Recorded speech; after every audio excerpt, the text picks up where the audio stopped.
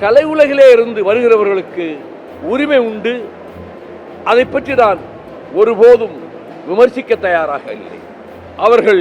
ஆனால் அவர்கள் நினைக்கிறபடி அவர்கள் மனக்கோட்டை அது கடற்கரை மணலிலே எழுப்புகின்ற மணல் கோட்டையை போல சரிந்து விழுமே தவிர அவர்கள் எண்ணப்படி நடக்காது.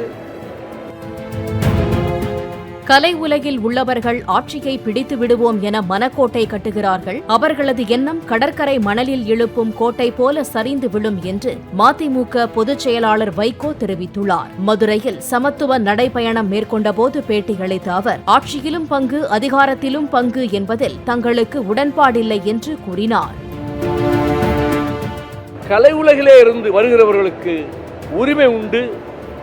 அதை பற்றி நான் ஒருபோதும் விமர்சிக்க தயாராக இல்லை. ஆனால் அவர்கள் நினைக்கிறபடி அவர்கள் மனக்கோட்டை அது கடற்கரை மணலிலே எழுப்புகின்ற மணல் கோட்டையை போல சரிந்து விழுமே தவிர அவர்கள் எண்ணப்படி நடக்காது.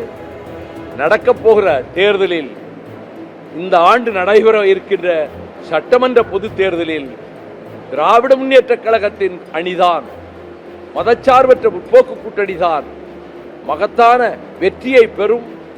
திராவிட முன்னேற்ற கழகம் அதிலே தனிப்பெரும்பான்மை அந்த கட்சிக்கே கிடைக்கும். தொடர்ந்து இந்த ஆட்சியை, திராவிட மாடல் ஆட்சியை மாண்புமிகு ஸ்டாலின் அவர்களே முதலமைச்சர் பொறுப்புக்கு வந்து நடத்துவார் என்பது என்னுடைய முழு நம்பிக்கையாகும்.